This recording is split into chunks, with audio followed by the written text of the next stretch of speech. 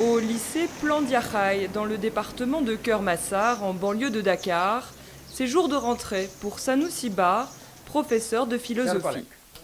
Suleiman, ça va? Il retrouve cet établissement où il enseigne depuis 2 ans et dont l'état ne fait que se dégrader. La cour de l'école en premier lieu. C'est rempli d'eau et puis de l'eau verte parce que depuis 2 ans ou 3 ans, c'est la même eau. La cour de l'école, c'est rempli d'herbes. On pense qu'on est dans un stade ou bien dans une forêt. Et la cour de l'école, c'est des toilettes qui sont impraticables.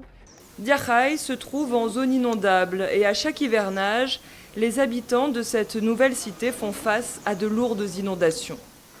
En plus de l'eau de pluie, la cour du lycée recevrait des eaux de fosse septique selon ses enseignants, entraînant des risques sanitaires. Franchement, c'est ça, Diakhaye, quoi. Des serpents, des insectes, sans parler de l'odeur nauséabonde qui se dégage de la cour de l'école. Mais pire encore, il y a l'état des bâtiments qui sont dans un état de développement très avancé. Aujourd'hui, si un bâtiment tombe pendant l'année scolaire, je ne serais pas surpris. Ça fera combien de victimes? Ici aussi, dans les salles de classe, rien ne laisse penser que des lycéens sont attendus dans moins de 72 heures. Plus de 1500 élèves sont inscrits dans cet établissement. Les tables sont cassées. Vous voyez l'état des fenêtres, c'est très visible. Sanoussi Ba redoute aussi les effectifs des classes qui ne permettent pas d'enseigner dans des conditions favorables. Les classes sont pléthoriques.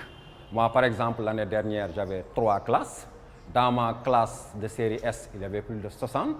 Dans ma classe de terminale L', il y avait plus de 60. Dans chaque classe, il y a plus de 60 élèves.